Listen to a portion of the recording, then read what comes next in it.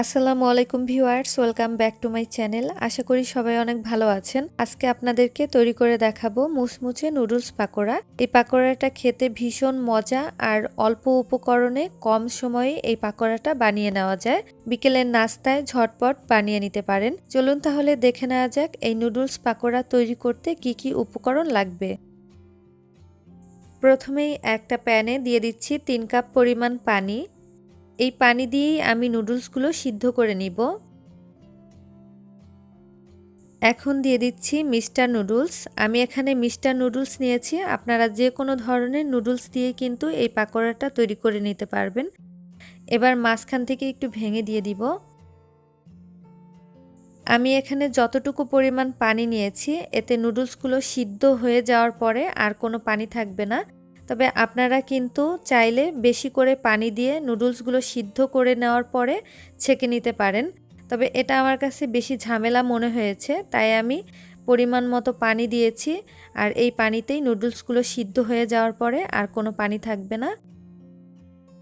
নুডলসগুলো প্রায় সিদ্ধ হয়ে গেছে আর এই পানিটা শুকিয়ে নিব।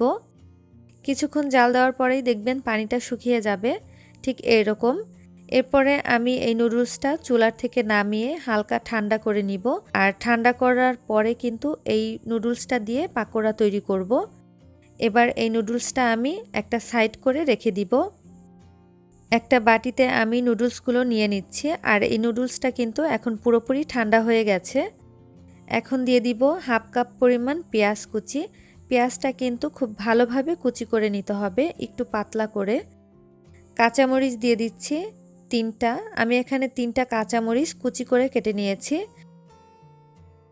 লাল মরিচের গুঁড়ো দিয়ে দিব স্বাদ মতো। ঝালটা আপনারা কমিয়ে বাড়িয়ে দিতে পারেন। এখন দিয়ে দিব 2টা ডিম। আমি 3 প্যাকেট নুডলসের জন্য দিয়ে দিচ্ছি 2টা ডিম। আমি একটু বড় সাইজের ডিম দিয়েছি, আপনারা চাইলে কিন্তু এখানে 3টা ডিমও ইউজ করতে পারবেন। এখন দিয়ে দিব নুডলসের প্যাকেটের সাথে যে মশলা ছিল সেই মশলা। 3 প্যাকেট মশলাই কিন্তু এই নুডলসের সাথে দিয়ে দিতে হবে।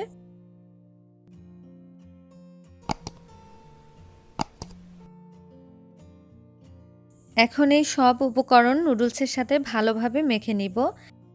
হালকাভাবে মেখে নিতে হবে যেন নুডলসগুলো বেশি ভর্তা ভর্তা না হয়ে যায়। সব উপকরণ যেন নুডলসের সাথে মিশে যায় সেভাবে করে মেখে নিতে হবে।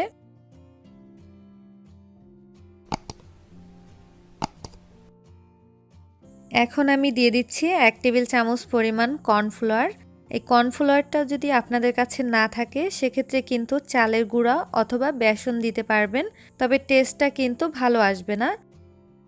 এরপরে আমি আরও একটু ভালোভাবে মেখে নিচ্ছি। মেখে নেওয়া হয়ে গেছে। এবার আমি এই পাকোড়া শেপ দিয়ে পাকোড়াগুলো ভেজে নিব। আমি একটু ছোট সাইজ করে পাকোড়াগুলো বানিয়ে নিয়েছি। এরপর আমি একটা প্যানে পরিমাণ মতো তেল গরম করে নিয়েছি। এখন পাকোড়াগুলো দিয়ে দিচ্ছি। আমি একটু ছোট সাইজ করে পাকোড়াগুলো বানিয়ে নিয়েছি, আপনারা কিন্তু চাইলে একটু বড় করেও বানিয়ে নিতে পারবেন। আর পাকোড়াগুলো ভাজার সময় কিন্তু চুলার আঁচটা মিডিয়ামে রেখে পাকোড়াগুলো ভাজতে হবে। এক সাইড হয়ে গেলে অপর সাইড উল্টে দিতে হবে। আর এই পাকোড়াতে যেহেতু ডিম ব্যবহার করেছি তাই কিন্তু তেলে ফেনা উঠেছে।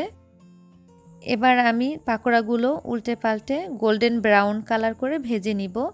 পাকোড়াটার কালারটা কিন্তু চেঞ্জ হয়ে গেছে।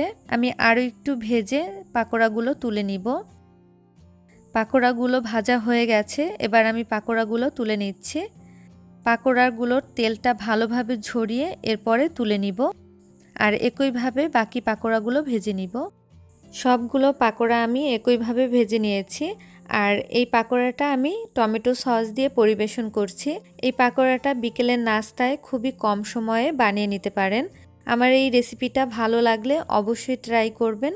আর কেমন হলো আমাকে কমেন্ট করে জানাতে ভুলবেন না।